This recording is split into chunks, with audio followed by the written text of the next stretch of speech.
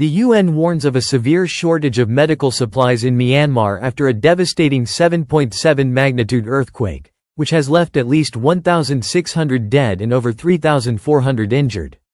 Rescue efforts are hampered by blocked roads and collapsed buildings, making it difficult to deliver aid. Hospitals, particularly in central and northwestern regions, are overwhelmed.